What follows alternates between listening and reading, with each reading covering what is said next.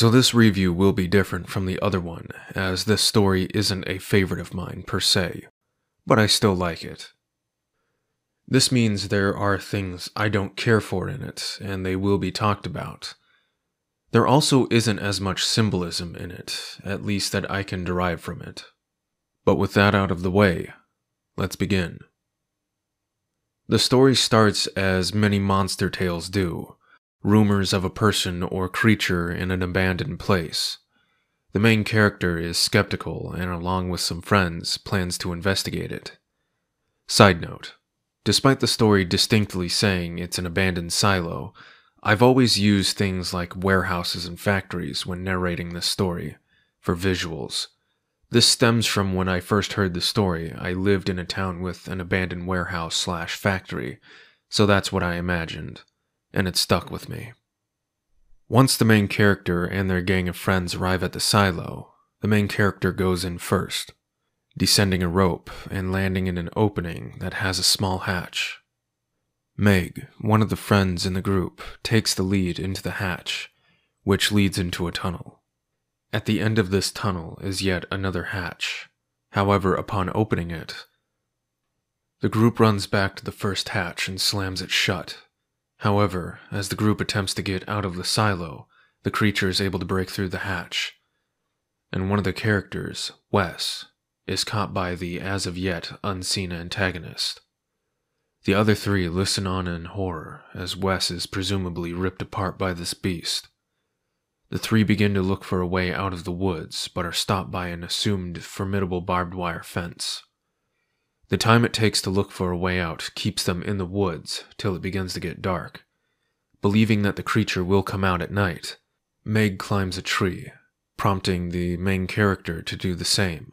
However, the other friend, Pete, simply hides in a hole within the ground. The creature now emerging from the silo, allowing the MC to get a better look at it. The creature is only described as having dark skin and a pale mask-like face, with 2 holes for eyes and a smile stretched across the face. The mask-like face is recognized by the main character as Wes's face. After the creature comes out of the silo, it quickly catches Pete and kills him, after which the chest cavity of the creature opens up, allowing tendrils to spill out and wrap around Pete's head, tearing it off. The mask of Wes then disintegrates, and it is replaced with Pete's face. The creature then announces itself as the Pocket and returns to the silo. The main character and Meg climb down from the trees they were hiding in. They then make a break for the fencing. The MC holds it open for Meg to climb through, when the Pocket shrieks out once again, prompting the main character to rush through the fence, cutting themselves in the process. The two are able to escape and return to their town.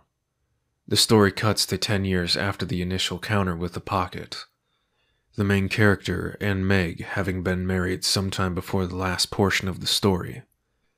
The MC tells us that Meg has died. Her body was found decapitated near the edge of the woods. This means that the Pocket has gone beyond the barbed wire fence, that through some reasoning means that the fence is further inside the woods than at the edge of it. The main character tells us that the Pocket is free from the silo and is coming for him. And as he is looking at his wedding photo to calm himself down, he can see the reflection of Meg's face in the glass. The same mask-like face that he saw when the Pocket assumed Wes and Pete's faces. The Pocket then kills the main character, and the story ends. Now, I want to preface the in-depth portion of the video here. I'm going to talk about what I do like, and then what I don't like. I'm putting this warning here so that listeners aren't left with the impression that I don't care for the story, because I ended the script with things I don't like. This is just how I'm formatting it. For the things I like. It's a classic creepypasta monster story. It's self-contained, a one-off story, and has a fairly interesting antagonist. It evokes that tried-and-true campfire-esque feeling, a story you tell to some friends to freak them out. There is an interesting aspect in this story that stood out to me after I read it when I was older. The bright light that emitted from the second hatch after it was opened. This is never explained, and I'm kinda glad it wasn't, since it would have been a sort of alternate dimension or pocket dimension, if you will. And for the main character to suggest something like that would have been a bit ridiculous to assume something as extreme as that for a simple monster story. A pocket dimension containing a creature like this would be a possible explanation, and it's one that I like to consider. Given the abilities of the pocket, it would stand to reason this creature is from a different reality or dimension. The other possibilities is that the hatch was some sort of ethereal containment method, and by opening the hatch, the containment field was broken. Possibly the power of this energy holding the pocket inside, now broken, emitted the light. That, or the containment itself, is light, which would explain why the pocket doesn't come out during the day, at least at first. If we assume that when the pocket killed Meg it did it during the daytime, and as well as the MC. That is, unless Meg went to the edge of the woods for some reason at night. I think the bright light from the second hatch is an overlooked aspect of the story that makes it much more interesting when focused on. I advise against it, but a prequel could be written how the pocket ended up in the silo. But as someone who despises when a good mystery is ruined, I cannot encourage this. I've heard some people say that they feel there wasn't enough build-up to the creature in this story. However, I disagree. I think the pacing is pretty good as it is. Now to the things I don't like. This story contains many inconsistencies and a few things that could have been addressed. In fact, the narration I did was a rewrite I made, fixing some of these things I felt needed to be fixed. For starters, an inconsistency and something I don't think I amended when rewriting the story was the barbed wire fence. When they first get to the woods and see the silo, a barbed wire fence is never mentioned. It's possible the author didn't mention it, since if the characters got past it easily in the first place, why would they have trouble after trying to escape? If the fence was small enough to not be an issue in the first part of the story, then it shouldn't have been an issue later. If it was too large to pass without multiple people, then the escape wouldn't have been as easy as it was. Or the author forgot to put it in. This is most likely the case. The main character tells us that the pocket comes out at night, even though they should have had no way of knowing this. One could argue that the character was acting on common horror logic, and by all means, it's a nitpick really. This is another nitpick. The pocket announcing its name. It's obviously done so that the name of the story makes sense, to give the creature a name, and to play on the fact that its chest opens up and pulls heads into a pocket. But it is a bit cheesy.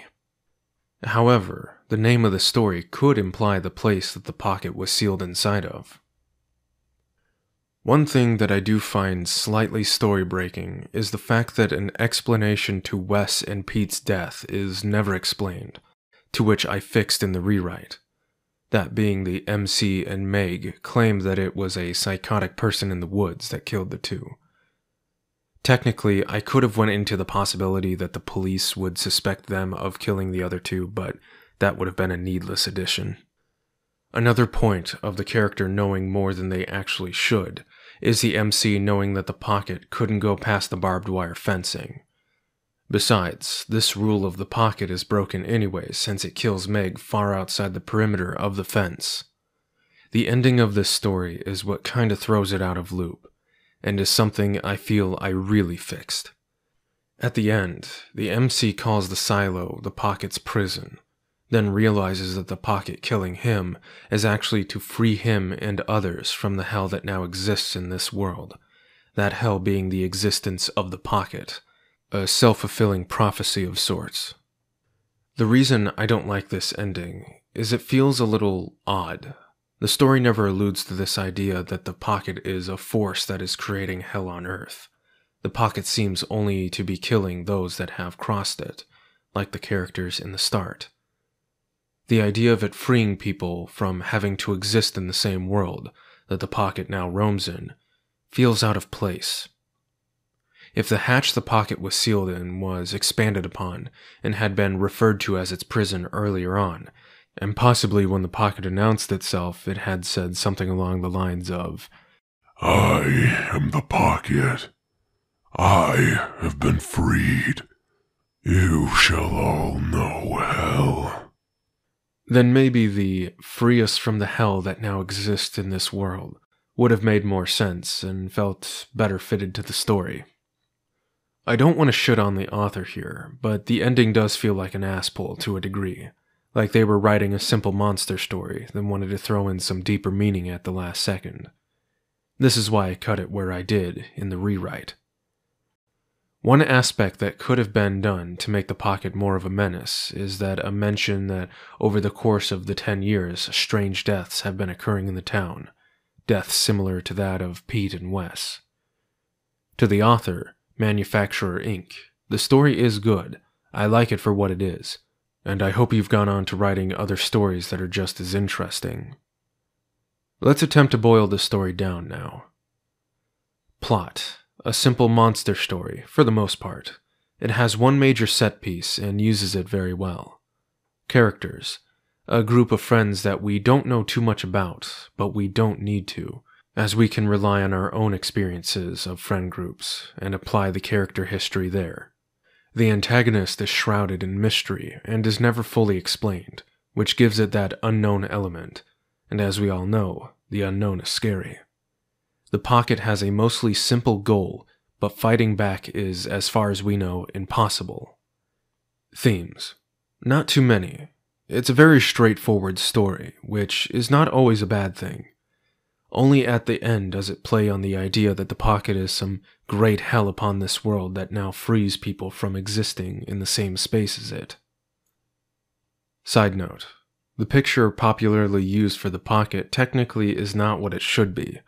I'm aware that the picture is also known for being an SCP character. Whether the picture was used for the pocket first or SCP or originates outside of these two genres, I'm unsure.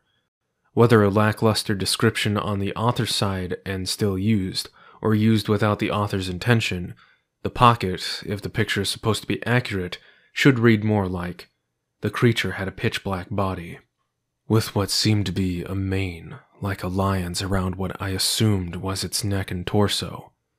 Its head seemed to be a skull, like that of a cow's. Its eyes were bulging out and without pupils, just the whites. The skull still had its jaw attached and appeared to be fully functional. If the picture commonly used for the pocket is what is actually intended, then either its skull collapses in to allow the mask it wears to be more recognizable, or the face conforms to the proportion of the longer skull, which would make recognition of the face nearly impossible.